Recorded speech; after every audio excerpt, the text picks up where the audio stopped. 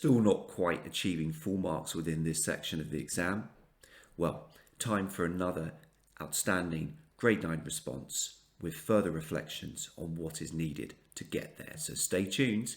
Once again, you're watching Schofield on Shakespeare.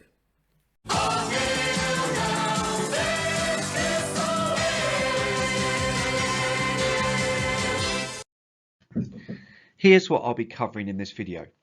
You can skip to any of these sections by using the hyperlinks within the description box below, although I would recommend watching the video in sequential order.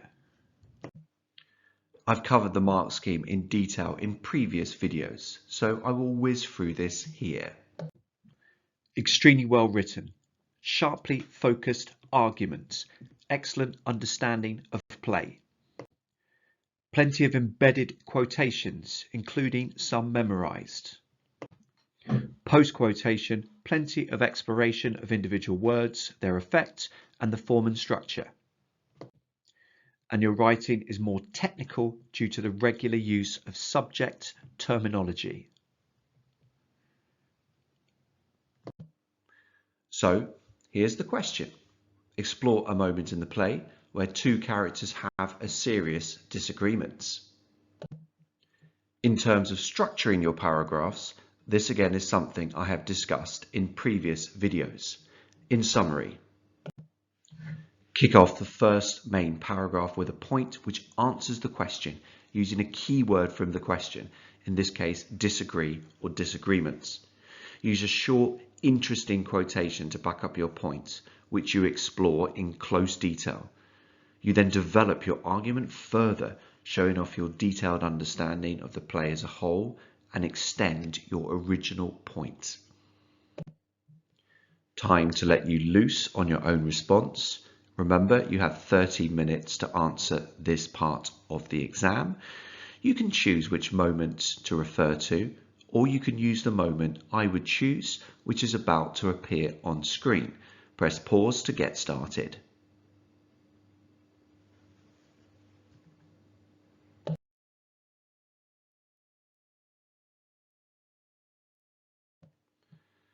Here's my response. I'm going to explore the serious disagreement following Berline's telephone call to the Chief Constable, Colonel Roberts. Berline has just been informed that no one by the name of Inspector Gould works for the police. He is cock-a-hoop.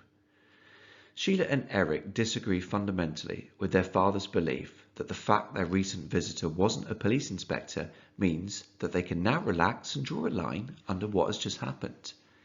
Following Mr. and Mrs. Berline's euphoric exclamations of relief, Sheila says bitterly, "I suppose we're all nice people now."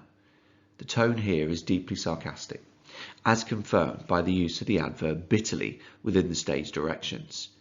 It is clear that Sheila has recognised that the recent visitor, inspector or not, exposed unsavoury, unsettling, unpleasant sides to all of their characters, and she implicitly feels that her family should spend some time reflecting on what they have learnt. However, her father clearly disagrees strongly, as shown when he responds with the dismissive remark, "If you've got nothing more sensible than that to say, Sheila, you'd better keep quiet." Berline clearly feels that Sheila is talking nonsense. He has no respect for or understanding of her perspective. Part of the disagreement stems from the fact that Berline is so obsessed with his reputation and getting involved in some kind of scandal that he is unable to consider the situation from a moral perspective. His fearfulness is shown in his angry words to his son, "If that had been a police inspector and he'd heard you confess." His use of a conditional sentence highlights the fact that he is exclusively concerned about detrimental consequences following the supposed inspector's visit. He feels that Eric in particular may have found himself facing criminal charges for the way he treated and may have raped Eva Smith. Of course, Sheila is not totally dismissive of her father's concerns, and it is notable that neither she nor Eric contradict her father when he points this out. Instead, she continues with her own bitter reflections on the evolution of her family. She observes to Gerald that he hasn't to know the rest of our crimes and idiocies. There is no doubt that Berlin disagrees enormously with Sheila's description of their past actions as crimes and idiocies, whereas the young generation are prepared to accept that they have made stupid, immoral, potentially borderline illegal decisions. The older generation can only focus on indignation at apparently being taken in by a hoax. The consequences of the disagreement are that the younger generation have become disillusioned by the older generation's smug complacency and desire to resume carefree lives in which the concept of social responsibility remains the dream of some crackpot socialist. Eric's disillusionment is so obvious that his father comments on his aloof demeanour. He stammers, "And you needn't stand there as if you'd nothing to do with us." The thrice repeated as-ifs show Berlin struggling to express himself. Clearly, he has not experienced such detachment and such an implicit challenge to his authority and integrity. He sees the family as the central unit, with himself as the head, and in his viewpoint nothing should ever get in the way of this, especially a visit from a mysterious, rude stranger who was able to trick his way into uncovering past, relatively trivial errors of judgment.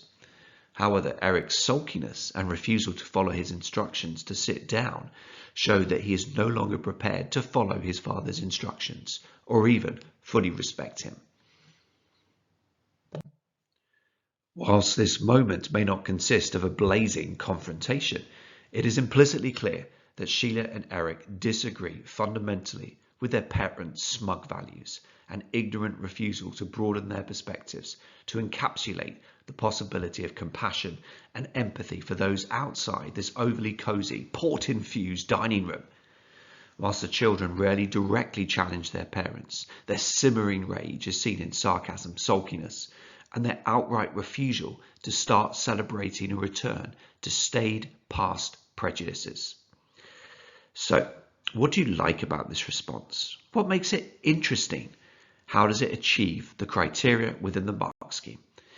If watching this in the classroom, you may like to press pause now.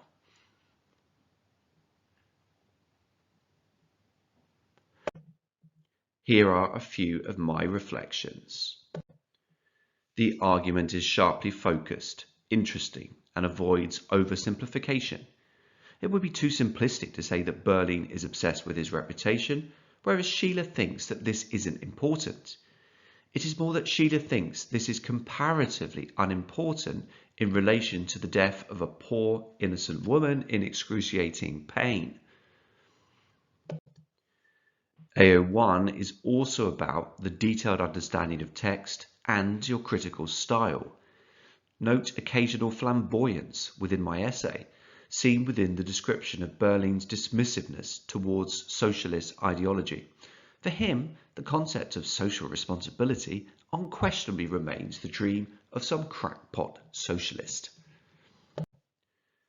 Plenty of short embedded quotations are used with square brackets in operation if I've tweaked the form of a word, i.e. here I've changed sulkily to sulkiness. Analysis of language, form and structure is particularly detailed, aided by the re-quoting of individual words. Here I give detailed insight into the phrase crimes and idiocies and what it implies about what Sheila has learned. And finally, I use subject terminology naturally and accurately. Here are some of the suggested ideas within the indicative content section of the mark scheme. Press pause if you would like to read these through to see the suggested possible moments from OCR with possible AO1 and AO2 points.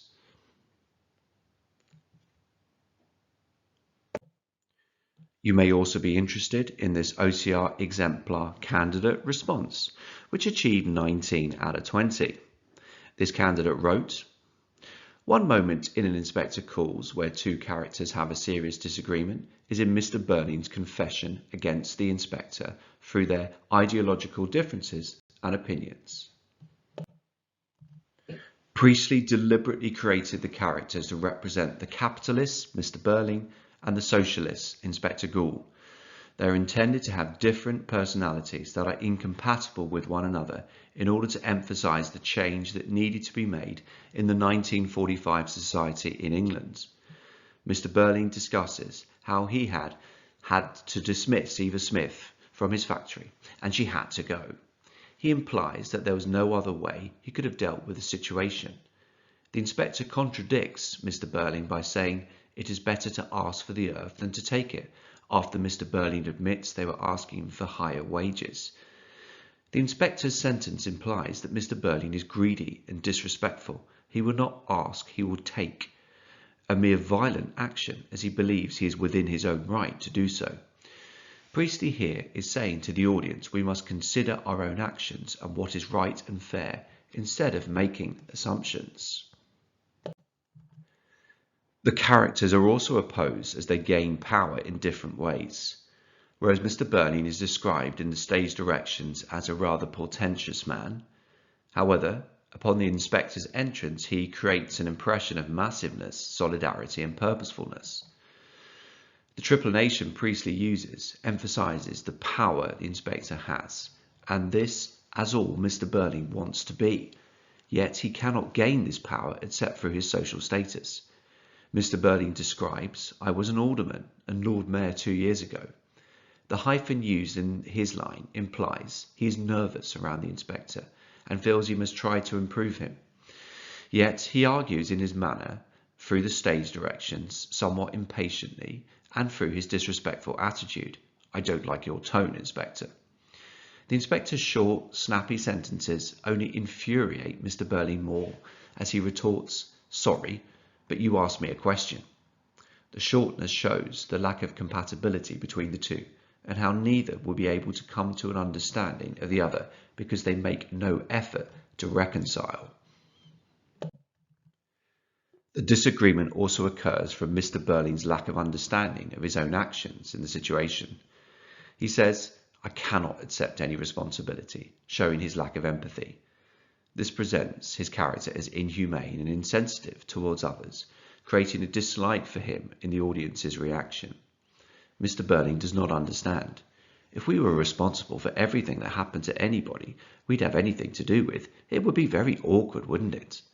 This dramatic irony of the word awkward is used, as Mr. Burling is indeed partly responsible for the death of Eva Smith, and it is repeated to emphasize this in the inspector's retort, very awkward. Mr. Burling cannot see how his actions are part of a chain of events, and what happened to her then may have determined what had happened to her now. This again connects the audience through their disagreements that a simple careless action may have serious consequences, and that we should always think before we act. In conclusion, the serious disagreement between the two characters cannot be resolved due to Burling's unchanging mindset and inability to recognize the damage he has done. That is all the inspector asks of him. However, as he represents the capitalist that Priestley wants to get rid of, the characters are unable to reconcile due to the differences in their thoughts and opinions, as well as the impact they have on women in society, resulting in conflict. Personally, I'm not wild about this essay. For instance, does this opening sentence actually make clear sense? I'm also not convinced by the phrasing of this particular topic sentence. How does the quotation from the stage directions of Mr. Burling being a rather pretentious man help back up the idea that Mr. Burling and the inspector gain power in different ways? Does the writer show an understanding of pretentious to gain AO2 marks? And anyway, hasn't Mr. Burling attained a degree of power through his relatively successful sounding business? But who cares what I think? Here's what OCR wrote. The candidate chooses to explore Mr. Burling's disagreement with the inspector over the dismissal of Eva Smith, immediately citing that they are intended to have different personalities that are incompatible with one another. This choice of moment allows excellent focus on the task and offers many opportunities to refer closely to the text. Despite being a closed book response, the candidate demonstrates knowledge of this moment in the wider text and supports the points made with precise quotations. For example, whereas Mr. Burling is described in the stage directions as a rather portentous man, upon the inspector's entrance he creates an impression of massiveness, solidity, and purposefulness. This is also developed into effective analysis of the characters through the language use.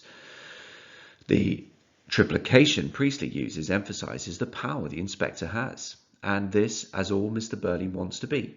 Yet he cannot gain this power except through his social status. Mr. Burling describes, "I was an alderman, a Lord Mayor 2 years ago." There is well-developed analysis of language and stagecraft throughout the response, with analysis of the dramatic effects of tone, interruptions, and dramatic irony. The strengths of this response are its sharp focus on the task, perceptive understanding of a specific moment in the text, precise use of quotations, and well-developed analysis of language and dramatic techniques. This places the response securely in level 6, 19 marks. So what's required to get full marks, or the equivalent of a grade 9, within the Explore Another Moment section of the Inspector Calls part of the GCSE English Literature exam? Well, notice the importance of developing an argument throughout and for sustaining that argument within paragraphs. I think there's also plenty of scope to actually show off how well you can write. There's scope for that flair to show that credible, critical style. Of course, you need to have memorized plenty of quotations and embedded those glorious within your response, and then you pick out interesting details of language, form and structure. I hope it's been useful. Many thanks for watching. Schofield on Shakespeare.